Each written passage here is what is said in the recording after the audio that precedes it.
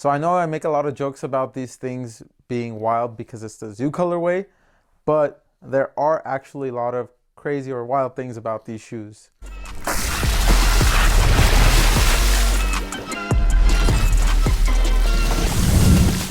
What's up guys, Vinny here with SneakrTweakr, and today we have the performance review on the highly anticipated Jordan Tatum 1s. These shoes, like I said, are pretty crazy, and there are a lot of good things, some not so great, but some really great things about the shoe.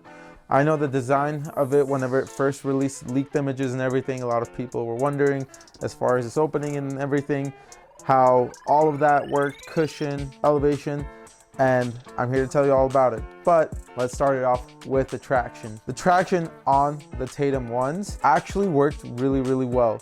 Now, the caveat is it worked really well over here where the rubber is. The tread is actually made up of translucent rubber and also foam, and the translucent rubber is where you have your strike zone, so forefoot area, all that, but the rest is foam. Now, wherever that rubber is, it actually bit the floor really well and actually bit through dust for me, and I played on it on some pretty dirty courts and I was perfectly fine with it. The dust that does collect is also pretty easy to wipe off, so no issue there. I play on my forefeet, so I didn't really have to worry about it too much as far as using that rubber portion and using that multi-directional portion.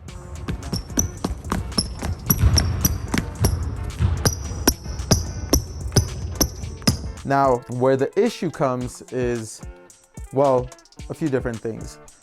First and foremost, the foam area does not grip the floor well at all. So if you're playing defense and you're backpedaling, you might eat it. Now, that actually almost happened to me a few times.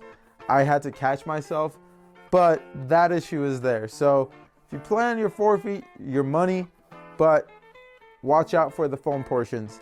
The other big issue with the traction for me was the durability.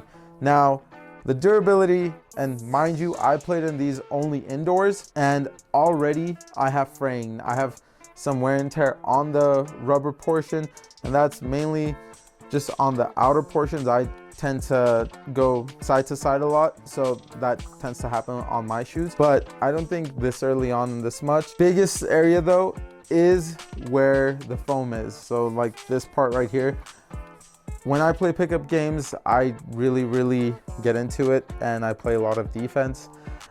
I play pretty intensely, so I do backpedal a lot, and because of that, you do get, if you guys can see, I don't know if you can, but there's a good amount of fraying just on the tread where the foam is. Based on all of that, these probably wouldn't be the best options for outdoors if you're wanting that to last.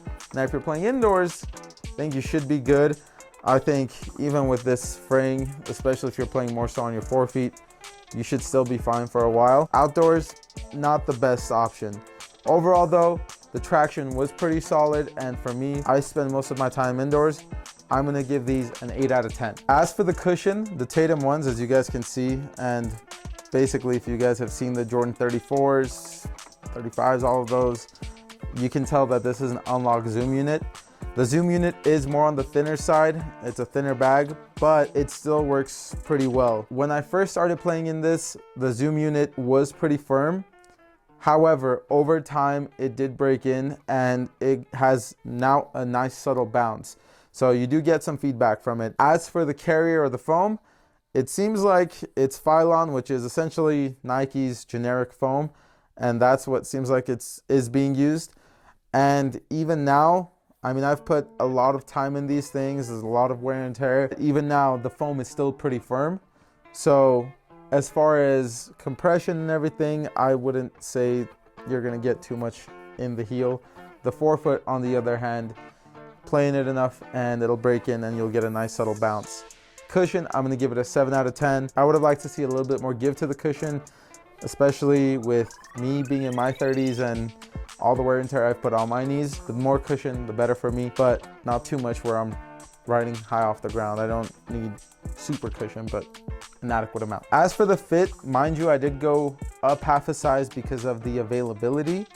Now, I am going to get my own size, go down half a size, and I'll provide some updated feedback if there needs to be based off of that. But for what I have right now in a size 9.5, honestly, I would say just basing it off this, you should go true to size. I think if I went down half a size, the fit would have been a lot better. Right now, it fits a little long. However, it still worked pretty well of cranking down the laces and everything. I had no issues. My only thing with the fit is there was some dead space in the toe box on top, but it wasn't anything where that bothered me. And as far as the rest of the fit, honestly, it worked really well. I also didn't have any issues as far as tightness in the forefoot, but I think a lot of that is because I did go up half a size. Now, when I go down half a size to my true size, then I can let you guys know if there's any issues as far as tightness.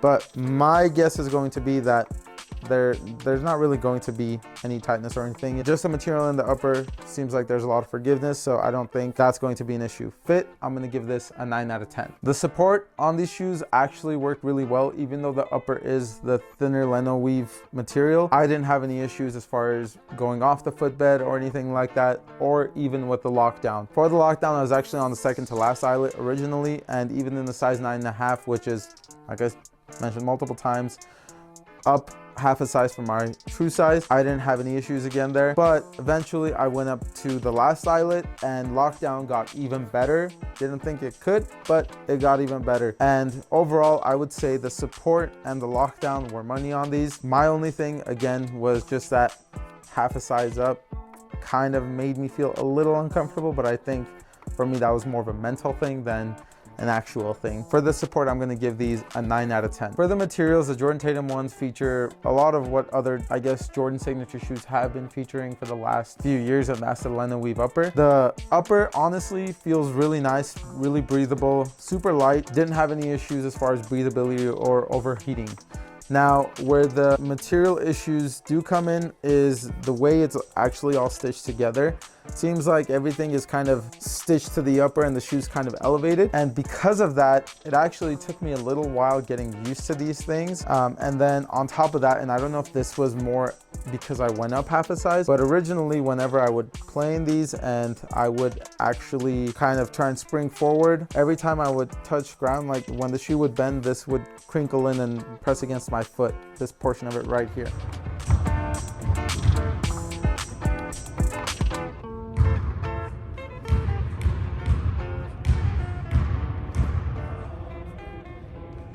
But for the first couple games, it was there and it was a little annoying. However, that eventually went away. Now, that might not be there for true to size. In this case, for me, it was there. And again, like I said, I will provide feedback once I do go true to size and know a little bit more. For the rest of the materials, you do have more of a synthetic leather on the heel counter, and everywhere else as far as like these panels and the TPU support and everything, you have the foam going all throughout the lateral portion of the shoe, just helping contain the foot. For the materials, I'm gonna give this a 7 out of 10. As for my overall rating, the Jordan Tatum ones, I'm gonna give these a solid 8 out of 10. These weren't the greatest shoes, but honestly, for a first signature shoe, I would say they were pretty solid, and I can only see improvements from here on out. And I honestly prefer these over the Luka ones. Biggest thing is that for me, these at least have some cushion and some give, and material wise and everything, I prefer these. So again, a solid 8 out of 10. If you guys are wanting to purchase the Tatum ones, they do retail for $120, and I will leave a link down in the description box below. For the weight, these things actually are pretty light for what they are. So these are size 9.5. These are actually 11.9 ounces. And for my shoes, I would say that's more on the lighter side, and that's even going up half a size. So like I said, these are pretty light shoe. They're pretty solid initial signature shoes. And if you guys are wanting it, I will leave a link down below.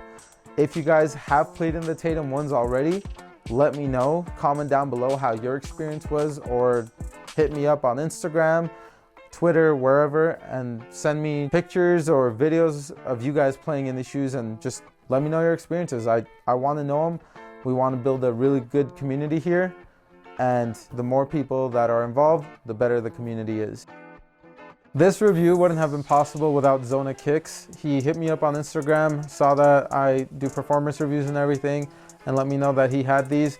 So huge shout out to him for hooking it up early. If you guys are in the Boston area, hit him up. He has everything from Yeezys to Jordans. So if you guys are especially into casual shoes, he's got them all. Hit him up. Huge shout out. Thank you again, Zona. If you guys are wanting to get these shoes, definitely give it a try. And if there are any other shoes you guys would like me to review, please comment down below. For more content like this, please like, subscribe, and follow. And we'll see you guys in the next one. Peace.